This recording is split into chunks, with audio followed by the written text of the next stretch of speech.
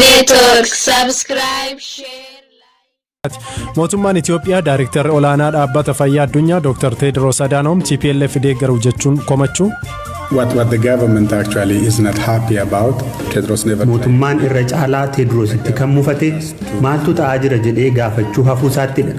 Akkasumas asiifachi jecha aanga'ootaa fi hoogganaan bulchiinsa yeroo fi naannoo Tigraay bakkeewwan to'annoo TPLF jalaa ba'an keessatti caasaa isaa diriirsuuf akka jiru ibsuu fi dhimmoota kaan irrattis waan dubbatan qabanneera. Kaayyoo daawwannaa itti aanaa ministeera muummee Dammaqaa Mokonnon gara biyyoota Afrikaatti taasisanis gaafanneera. Oduuwwan gaggabaaboo addunyaas qabna. Turtii gaarii.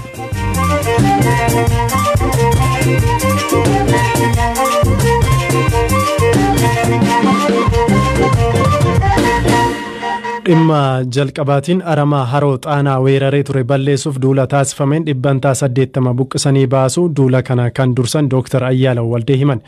Aramaan buqqa'e kun gara haroo kanaatti akka hin deebineef fageessuun xumuramee jiras jedhan.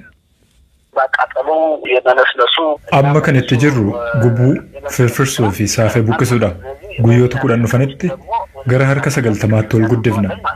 Qaamolee gubbaarraas gargaarsa guddaatu taasifamaa jira. Qonnaan bultoonni 14,000 ol ta'anis irratti hirmaachaa jiru. Haala gaariidhaan nuuf deemaa jira jechuu dandeenya. Wanti guddaan asirraa baranne miira wanti hundi ni danda'amaa jedhu nutti toruu isaati. Hiika dachaa nuuf qaba.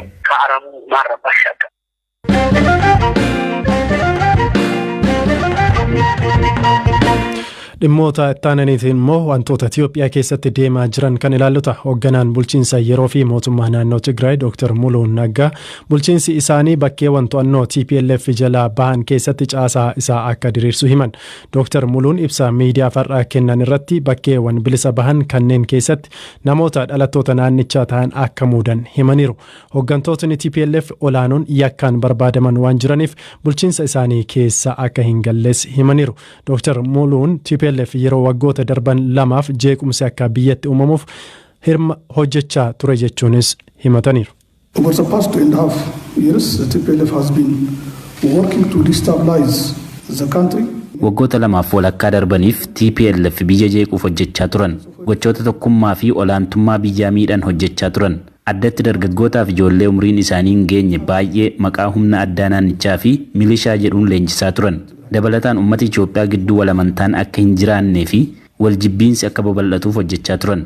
Sababa koronaa vaayirasiin filannoo biyyaalessaa dheereffame cabsuun filannoo geggeessan. Dhumarratti ammoo mootummaa federaalaaf beekamtii dhoowwachuun naannichatti jeequmsi akka uumamuuf hojjechaa turan. Haa ta'u malee kabaja uummata Tigraayiif jecha mootummaan federaalaa waraanatti akka hin galamneef waamicha taasisaa ture. Garuu gareen kun sadaasa sadii haleellaa nama qaanessu humna ittisa biyyaa naannicha keessa jiru irratti raawwate. This act is unacceptable, it's illegal, it is inhuman. Dr. Muluun uummanni Tigraay waraana kanarraa faayidaan argatu hin jiru jedhan. Dabalataan bulchiinsi yeroo fi naannicha keessatti filannoo biyyaalessaa ja'affaa akka qindeessu himuun TPLF kanarratti ni hirmaata isa jedhuuf ammoo murtoon mootummaa federaalaa kan eegamu tahaa jedhan. This conflict is not to bring development and peace to the people of Tigray, but waraanni kun naannoo Tigraayiif misoomas tahee nageenya fiduu hin qabu. Garuu ammas maatiin ijoollee isaanii akka dhaban, misoomni akka manca'u, uummanni Tigraay hiyyummaaf beela keessatti akka kufan taasisa. Kabajaa isaanii akka biyyaalessaatti miidhuun obbolaa isaanii uummata Itoophiyaa irraa akka qoodaman isaan taasisa. Tarkaanfii mootummaan federaalaa naannichatti fudhataa jiru waraana uummata Tigraay waliin geggeeffamu osoo hin taane tarkaanfii seera kabachiisuuti. Kanaaf manni maree federeeshinii naannichatti qaawwaan bulchiinsaa akka hin uumamneef mootummaan yeroo fi akka hundaa'u murteesse. Bulchiinsi yeroo fi hundaa'e kunis bulchiinsaa fi koree hojii raawwachiistuu naannichaa irra deebiin qindeessa. Bulchiinsi TPLF amma filannoo seeraan alaan waan hundeeffameef manni maree aanaalee fi gandaa garuu akkuma jiraniitti fufu.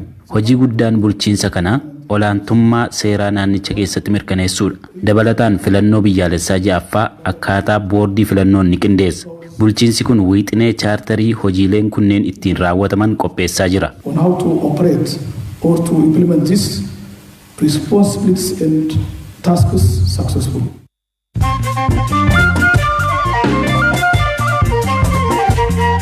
Kan dhaggeeffataa jirtan sagantaa raadiyoo BBC Afaan Oromoo kan magaalaa Naayiroobii irraatii isiniitiif darbaa jirudha. Gidduutti immoo oduuwwan gaggabaaboon isinitti hima.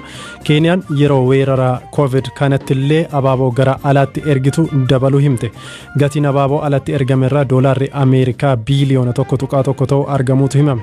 Kunis kan ta'e fedhiin abaaboo gabaa idil addunyaa irratti dabaluu isaatiin akka ta'es ibsameera.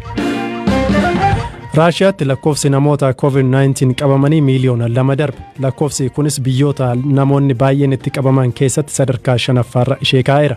Ibsa guyyaa har'aa ba'e namoonni 463 lubbuun darbu ministeerri fayyaa Raashiyaa beekse. Biyyattiin seera maaskii fi gilaavii kaawwachuu cimaa ta'e labsiteetti. Loltootni olaanoo Awustiraaliyaa yeroo waraana Afgaanistaanitti lammiilee nagaa 39 seeraan ala ajjeesuu isaaniif ragaa qabatamaa argachuu gabaasni yeroo dheeraaf eegamaa ture ibse. Humni addaa Awustiraaliyaa seera dhabummaa humnoota isaa irratti qorannoo waggaa 4f gaggeessaa tureef argannoo isaa ibseera. Bu'aan qorannoo kana loltootni duraanis ta'ee amma hojiirra jiran 19 ajjechaa hidhamtoota qonnaan bultoota yookaan namoota nagaa bara 2009 fi bara 2013 raawwatameef poolisiin qoratamuu qabas jedhame. Ministeerri muummee Moozaambiik Carlos Agostino namoota 500,000tti hidhattoota islaamummaa finxaalessaniin aanaa Kaboo Delgaadoo irraa buqqaan jedhe. Torban darbee kaaba Moozaambikitti namootni 50 ol hidhattoota kanneen morma irraa kutamuu miidiyaan biyyatti gabaase.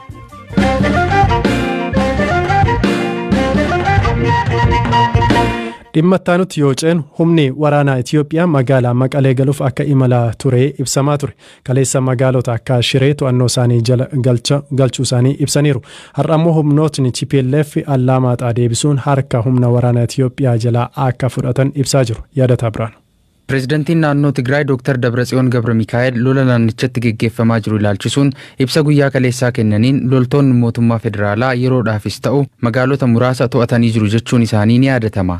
Dubbii himaan humnoota TPLF Gabra Tsaadiq guyyaa har'aa ibsa kennaniin garuu haleellaa har'a humni keenya raawwateen injifannee jirraa jedhanii jiru. Nuti jalqabumaa kaasee tooftaan lolaa itti fayyadamne ofirraa qoluudha. Humnoonni Tigraay warreen mootummaa abbaa irree nurratti hundeessuuf dhufe humna guutuun ofirraa qolaa jira. Injifannoon iddoo qabachuu fi dhiisuudhaan hin ibsamu. Hanga yoonaatti kan nu bira darban nu haleelanii yookaan nu injifatanii miti. Bakka itti haleellu waan beeknuuf beekaa iddoo bannee dabarsina. Lola adda Alamaxaa irratti har'a taasifameen waraana federaalaa keessaa ajajni 25ffaa fi 32ffaa birgeediin komaandoo 2 guutummaatti barbadaa'eera. Itaamaajoor Shumiin raayyaa ittisa biyyaa Itoophiyaa Birgaadeer Jeneraal Biraanuu Juulaa kaleessa humnoonni keenya loltoota Tigraay haleeluun magaalota muraasa bilisa baaseera jedhanii turanii. BBC'n addatti dhimma kana qulqulleeffachuu hin dandeenye. Hanga gabaasni kun qindaa'ettis mootummaan federaalaa ibsa TPLF har'a baase kanarratti waan jedhe hin qabu.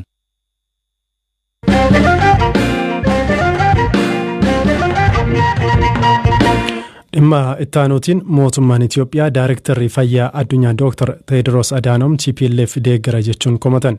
Itaamaajoor Shumiin waliigalaa raayyaa ittisa biyyaa Jeneraal Biraanuu Juulaa ibsa kennaniin Dr. Teediroos TPLF deeggaruuf dhakaan hin galagalchine hin jiru jedhan. Dr. Teediroos dhimma kanarratti deebiin kennan hin jiru. Asilii galgaloo dabaltee isinitti miti. Walitti bu'insi mootummaa Itoophiyaatiif naannoo Tigraay ka jalqabji hana eegaleen lubbuun nama hedduutti ba'ee hedduun madaa'e. Eegii waraanni kun jalqabee bulchoota naannoo Tigraay kappaatii TPLF hidhamanii fi naannoon bulchiinsi yeroo takka hoogganamtuu mootummaan ajaje. Namoota garagaraatiif dhaabbilee daldalaa ka TPLF deeggaruu yookiin isaniin hoogganamu jedhame abbaan alangaa qoqqobamuu isaanii ibsi. Torbaan dabree himannaa mootummaa Itoophiyaatiin gamtaan Afrikaa hoogganaa nageenya isaanii Gabreegzaabiheer hojiirra dhaabe. Gabreegzaabiheer TPLF miidhaa biiraa geessuuf gargaaree jedhamee sababa amanamummaatiif gaafii nageenyaa hojiirra dhaabame. Har'a ammoo Itaamaajoor Shumii raayyaa ittisa biyyaa Jeneraal Biraanuu Juulaan hoogganaan dhaabbata fayyaa addunyaa Dr. Teediroos waraan Tigraay deemuu jiru harka keessa qabaa jedhee ibsa baase. እንደምታውቁት የነሱ ማዕከላዊ ኮሚቴ ነው የዛ ቡድን አባል ነው አጋጣሚ akkuma beekamu namni kun koree miseensa hojii raawwachiiftuu garee sanaati akka tasaa dhaabbata fayyaa addunyaa seenu. Nama miseensa garee waraana labsirraa maal eegdu? Nuti uummata Itoophiyaa waliin dhaabbatee isaan morma jennee hin eegnu. Isaan gargaaruuf boolla hin qonne hin qabu. Ni milkaa'aaf immoo hin milkaa'uuf kan jedhu garuu dhimma biraati. Mootummaan Itoophiyaa eegii torbaan dabree hubannoo opereeshinii kana kennuuf bakka bu'oota biyya adda addaa Afrikaa bahaa keessatti ergite. Akka Jeneraal Biraanuu Juulaa jedhuutti Dr. Tedros ammoo gargaarsi TPLF fi biyyoota kanaan haasa'uu jira. Biyyoota ollaa jiran illee osoo hin hafin waraana kana mormaa jechuun kakaasaa ture. Meeshaa waraanaa akka argataniifis hojjetee jira.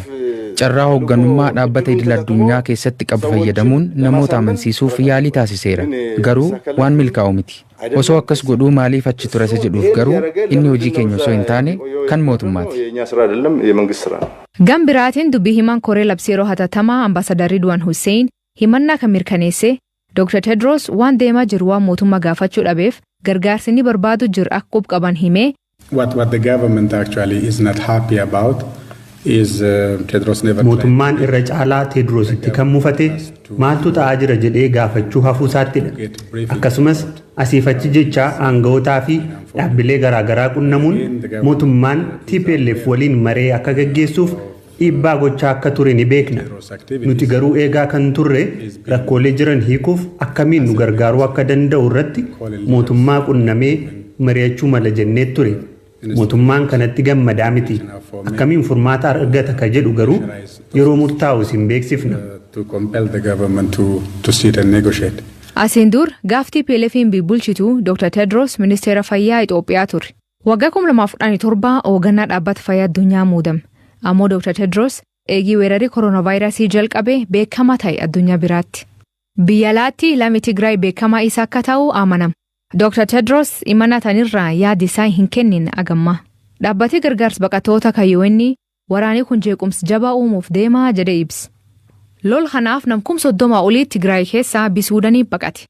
Baqattoota kan harki guddaan ijoollee jedhan.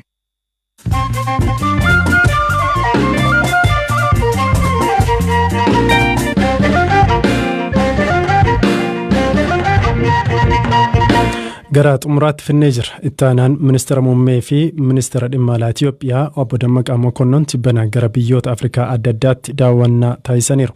Dhimmi kunis haala kaaba Itoophiyaa deemaa jiru waliin wal qabata jedhanii kanneen kaasan jiru. Kaayyoo daawwannaa isaanii maali jedhee dubbii himaa ministeera dhimma alaa Itoophiyaa Ambaasadar Diinaa Muftii gaafadheera. The leaders of the neighboring countries on the situation in the northern part of Ethiopia. Daawwannaa kanaan Uganda, Kenya, Rwanda fi Democratic Republic of Congo taasisuun pirezidaantota waliin mari'ataniiru. Haala kaaba Itoophiyaa keessa deemaa jiru irrattis ibsa kennaniiruuf. Haaromsa gama dinagdee siyaasaa fi hawaasummaan Itoophiyaatti deemaa jirus ibsaniiruuf. Hooggantoota TPLF haaromsa kana dura dhaabbatan ilaalchisee hooggantoota biyyoota kanneeniif ibsa kennaniiru.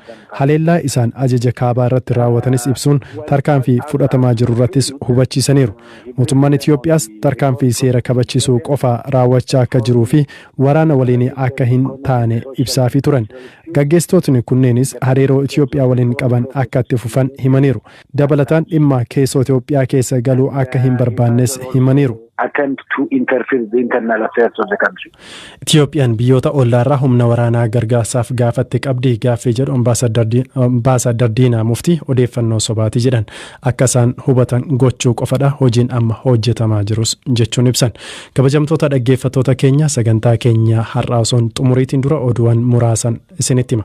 Keeniyaatti namootni daddabarsaa daa'immaniin shakkaman 4 dabalataan to'atamuu ibsamee jira. Kun lakkoofsa namoota walii galaan to'atamanii 7 dhaqqabsiisee jira. Oduu biraatiin gargaaraan